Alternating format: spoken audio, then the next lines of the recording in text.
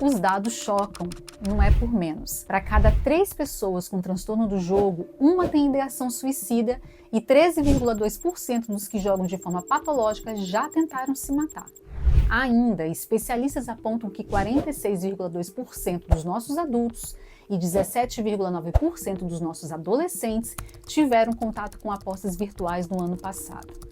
Um levantamento da Sociedade Brasileira de Varejo e Consumo, de junho, mostra que 38% dos brasileiros já se arrisca nessa prática, sendo que 12% joga pelo menos uma vez por mês e 63% comprometem seu orçamento por conta desse novo hábito. Você quer mais dados? Então eu posso te dizer que 2% da nossa população preenche critérios para transtorno do jogo e uma porcentagem ainda maior apresenta algum problema com o jogo ao longo de suas vidas. Comparado com outros estudos que avaliam a prevalência das dependências no Brasil, o transtorno do jogo é, na atualidade, a terceira dependência mais prevalente no país, atrás apenas do tabaco e do álcool. Então, se você faz apostas e tem dúvidas se está jogando por diversão ou de uma maneira patológica, esse Bizu da Mente é para você. Fica aqui comigo porque conhecimento pode te salvar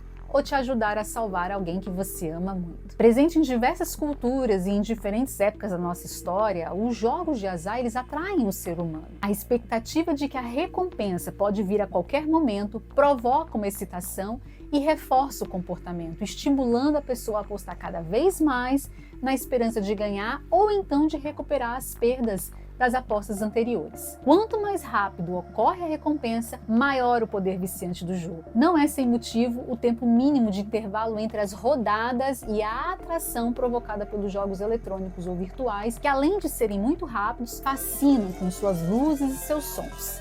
A tecnologia aumenta o poder viciante dos jogos, tornando-os cada vez mais sofisticados, interessantes e atraentes. Mais que isso, gente, geralmente um ambiente ele é forjado para causar essa distração. E o indivíduo que nele está consome um tempo e parte considerável de seus recursos sem sequer perceber isso de forma imediata. As formas populares de jogos de azar, elas incluem os jogos de mesa, os caça-níqueis, as loterias, sejam aquelas instantâneas ou as raspadinhas e até o bingo. Outros comportamentos, como por exemplo a compra de ações, são considerados formas de jogo por alguns estudiosos do assunto, dada a percepção ligada à quantidade relativa de risco e recompensa associada a esse tipo de atividade. Existe inclusive debates sobre até que ponto atividades específicas, como jogos de fantasia em formato de RPG, ou mesmo a compra de itens em videogames constituem ou não jogos de azar. Mas atualmente são jogos disfarçados em uma brincadeira, muitas vezes associados a hábitos saudáveis como os esportes, que vêm chamando a nossa atenção. As apostas online, elas ganharam uma nova cara. Muitas se assemelham a jogos de videogame muito elaborados, com seus mundos e suas fases intermináveis. Outros, como por exemplo o jogo do tigrinho, são caça-níqueis virtuais e eles enganam pela aparência quase que infantil que eles possuem. Ocorre que, independente da estética, as apostas online possuem no nosso cérebro efeitos muito semelhantes aos obtidos com as drogas de abuso. As apostas elas ativam um sistema de recompensa e uma sensação de prazer, convocando com isso neurotransmissores como a dopamina. Em um movimento oposto, é desencadeado um processo de desequilíbrio nas nossas respostas, de modo que a nossa tomada de decisão planejada e a regulação da nossa impulsividade se tornam reduzidas e por muitas vezes falhas e até ausentes. Os jogos virtuais, eles mexem com as emoções e com as crenças e criam sim ilusão nos apostadores. Em um país como o nosso, que é apaixonado por futebol, as bets, dia após dia, ganham novos adeptos. Ver figuras famosas como ídolos, artistas, apresentadores, locutores fazendo sua divulgação, mesmo que nas camisas do time ou até nas propagandas ao redor dos campos de futebol, já é algo que influencia e que faz com que os males das apostas pareçam algo menor. Afinal, gente, ninguém acha que se tornará um jogador patológico. é apenas uma diversão, não é mesmo? Não é assim que se inicia? Nessa conta entram ainda os influenciadores, que nas redes sociais ostentam um estilo de vida e divulgam que essa vida de privilégios é consequência dos ganhos em tais apostas. E isso sugestiona a população e passa a mensagem que vale a pena tentar a sorte. Os jogos de azar em celulares oferecem uma falsa sensação de controle e de sigilo, o que pode mascarar os primeiros sinais de que as apostas estão saindo do nosso controle. Ao contrário de ambientes tradicionais, como são os bingos, os cassinos, onde o apostador é visível e o contexto é claro, o celular permite que alguém faça apostas em qualquer lugar, na sala de estar, no banheiro ou até mesmo durante o recreio da escola. Com o uso constante dos dispositivos móveis, como os celulares, é quase impossível a gente saber se a pessoa está realmente apostando ou se ela está apenas verificando ali as redes sociais. O grande problema é que no anonimato proporcionado assim pelas telas, o apostador ele evita qualquer forma de vigilância. Não há uma necessidade de você sair fisicamente para um cassino ou mesmo de você interagir com outros apostadores ou com funcionários. Essa invisibilidade, ela cria um terreno fértil para o crescimento da dependência, porque o comportamento compulsivo ele pode passar despercebido, tanto pelos familiares do apostador, quanto também pelos amigos. E esse cenário torna a identificação da problemática ainda mais desafiadora. Por quê? Porque o vício ele se esconde por trás da rotina cotidiana e do uso aparentemente inofensivo dos celulares. Jogar envolve arriscar algo valioso na esperança de obter algo ainda mais valioso. E o jogo patológico hoje ele é entendido como um transtorno aditivo. Isso mesmo, ele não é mais entendido como um transtorno do controle dos impulsos ou então um transtorno obsessivo-compulsivo. Porque hoje nós entendemos que o jogo patológico ele compartilha, na verdade, semelhança com os transtornos de dependência química, os transtornos por uso de substâncias, porque ele gera, tal qual a dependência química, tolerância, ou seja, uma necessidade de jogar cada vez maior para obter os mesmos efeitos quando se iniciou lá as apostas, e a abstinência, que significa uma irritabilidade ou alterações do comportamento, do humor, da afetividade, quando se tenta parar de jogar. Portanto, o jogo patológico ele atua em circuitos cerebrais muito semelhantes às drogas. Observem aqui então a gravidade deste transtorno. A característica essencial do transtorno do jogo, também chamado de ludopatia, é o comportamento de jogo desadaptado, persistente e recorrente que perturba os objetivos pessoais, familiares ou profissionais do indivíduo. O transtorno do jogo ele é definido como um grupo de 4 ou mais sintomas que ocorrem em um período de pelo menos 12 meses. E entre esses sintomas eu vou destacar aqui para vocês alguns. 1. Necessidade de apostar quantias de dinheiro cada vez maiores a fim de atingir a excitação desejada. 2. Inquietude ou irritabilidade quando tenta reduzir ou interromper o hábito de jogar. 3. Esforços repetidos e mal sucedidos no sentido de controlar, de reduzir ou de interromper este hábito. 4. Preocupação frequente com o jogo. Por exemplo, apresentar pensamentos persistentes sobre experiências de jogo que já passaram, avaliar a possibilidade ou mesmo planejar a próxima quantia a ser apostada, pensar em formas de obter dinheiro para jogar, são alguns desses pensamentos. 5. Frequentemente joga quando se sente angustiado. 6. Após perder dinheiro no jogo, volta outro dia para ficar quite, para tentar recuperar o prejuízo. 7. Mente para esconder a extensão de seu envolvimento com o jogo. 8. Prejudicou ou perdeu um relacionamento significativo,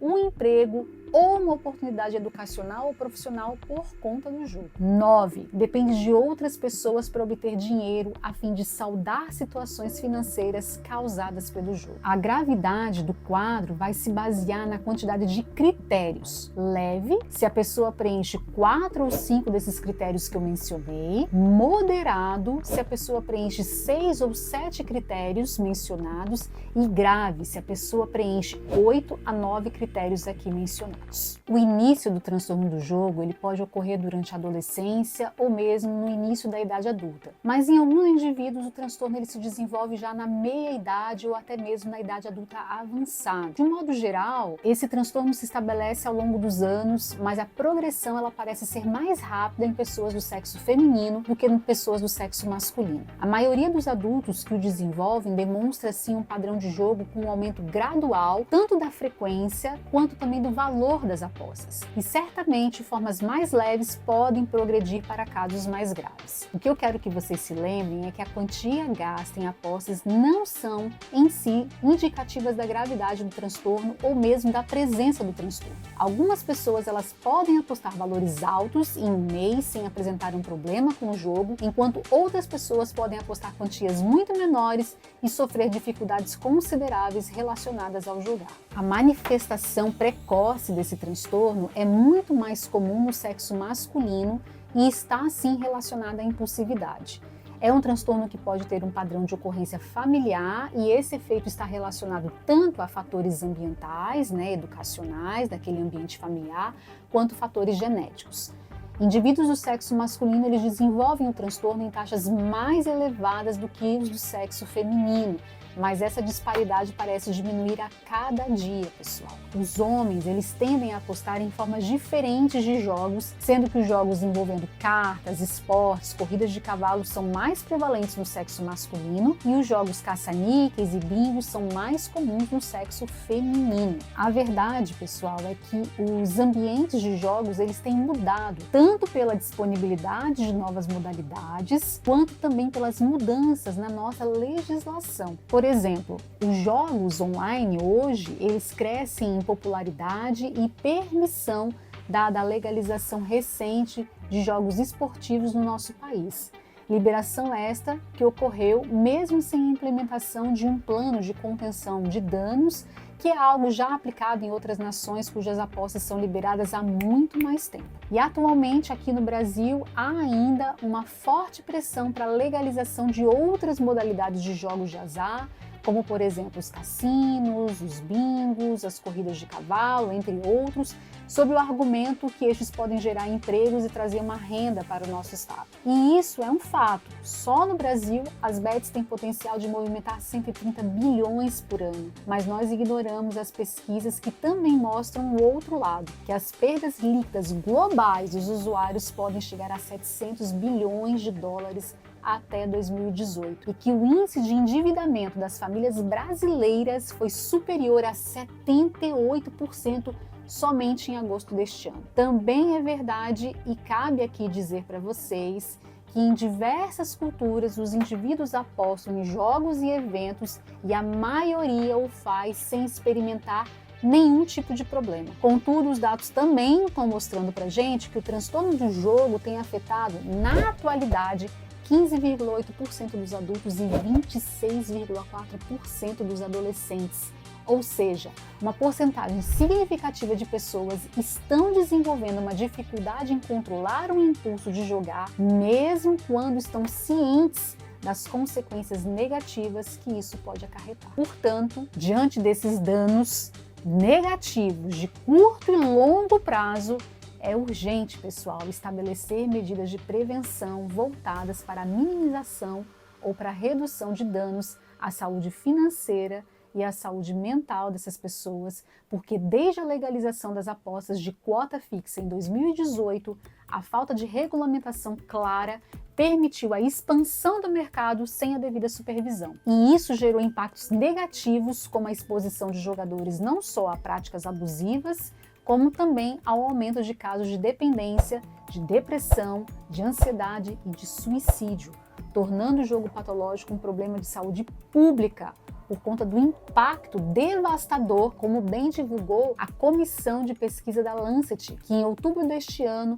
em sua série de artigos, mostrou e quer, de alguma maneira, mobilizar e sensibilizar o governo sobre a importância de entender o transtorno de jogos como, de fato, um problema de saúde pública. Desde o dia 9 de dezembro deste ano, um grupo de trabalho do governo ele tem se reunido para discutir como preservar a integridade das famílias, proteger as crianças e os adolescentes e conscientizar as pessoas de que as apostas esportivas são uma forma de recreação, mas que não é um lazer isento de riscos graves. Segundo reportagens divulgadas durante todo esse período, esse grupo poderá reexaminar ações administrativas e políticas públicas, além de fazer sugestões de atuação regulatória, entre outras medidas para a redução dos danos e enfrentamento do problema. Ainda, pessoal, a nova regulamentação vai exigir que o apostador informe sua renda mensal para que, a partir disso, seja fixado um comprometimento máximo com o jogo. Também haverá um mecanismo de controle de tempo do usuário no aplicativo. Bem, essas medidas serão tomadas com o intuito de prevenir, evitar que mais pessoas adoeçam diante da atração do binômio celular e jogos online. Mas e as pessoas já adoecidas? Como é que nós vamos cuidar? Pessoal, o protocolo de tratamento para uma pessoa viciada em jogos de azar é semelhante ao de um dependente químico. Exige a intervenção multidisciplinar de equipes de psicologia e psiquiatria, grupos de apoio e muitas vezes uso de medicação controlada, não só para tratar o vício, mas para cuidar dos quadros consequentes ou antecedentes ao jogo patológico, como por exemplo a depressão e a ansiedade. Daí nós temos um outro ponto a ser discutido, a absoluta falta de estrutura da rede pública para lidar com esse novo problema presente aqui no nosso país. E diante da gravidade desse transtorno e como uma forma de vocês entenderem que todos nós estamos em risco, independente da nossa classe social, de estar ou não empregado, de ter ou não ter filhos, de ser ou não ser casado, de ter ou não ter uma boa relação familiar, eu trago aqui um caso que foi amplamente divulgado nos jornais do nosso país. O caso é de V, um jovem de 28 anos, casado, pai de 3 filhos, que descobriu jogos online por meio de postagens de influenciadores que nas redes sociais ostentava uma vida de luxo, dita por eles que era facilitada pelas seguidas vitórias nas apostas. Por que não tentar? Foi assim que ele, inicialmente, passou a ganhar aproximadamente R$35 mil por mês com esses jogos e, diante de tamanha renda, por que continuar nos seus 2 empregos? Largou os 2 empregos para se dedicar às apostas. No entanto, V passou a perder e perder muito. Tanto V como toda a sua família não entendiam tal hábito como um vício, mas para bancar a compulsão, o jovem pegava dinheiro com conhecidos para investir. E meses depois a dívida já era de cerca de R$90 mil e a família precisou vender a casa. Após a venda da casa, o casal estabeleceu regras. Se V perdesse, ele não jogaria mais naquele dia e sempre teria que mostrar o histórico de apostas para sua esposa. Mas, em um domingo, após perder dinheiro, V deixou o jogo, seguindo as regras estabelecidas pelo casal. Mas no mesmo dia, em uma confraternização entre os amigos, o jovem viu um conhecido apostando R$100 e ganhando 3 mil em um jogo de um campeonato da época. Já na segunda-feira, V conseguiu então um dinheiro emprestado e daí ele se trancou no banheiro e fez 13 apostas seguidas, perdendo R$13 mil em um curtíssimo espaço de tempo. Após esse fato, ele decidiu almoçar com sua mãe e em seguida ele se matou no quintal da casa da família. A esposa de V foi informada da sua morte pelo credor quando este ligou perguntando: quem vai me pagar? A tragédia de V é um retrato brutal e devastador dos perigos ocultos por trás das promessas ilusórias de riqueza fácil produzida pelos jogos online. O jovem que viu nas apostas uma oportunidade de melhorar a sua vida e proporcionar uma realidade de luxo para sua família, caiu em um abismo sem retorno. Inicialmente, os ganhos vieram como uma onda de euforia, levando a acreditar que a sorte era algo sobre o qual ele tinha controle. Mas como muitos que se veem seduzidos pelo canto da sereia das apostas, a realidade logo se impôs de uma maneira muito cruel. O que começou como uma promessa de prosperidade se transformou em uma espiral de perda, vergonha e desesperança. As dívidas foram se acumulando, as regras e os compromissos familiares foram ignorados, e essa é apenas uma das muitas histórias que hoje temos ouvido, e é um grito de alerta para todos nós,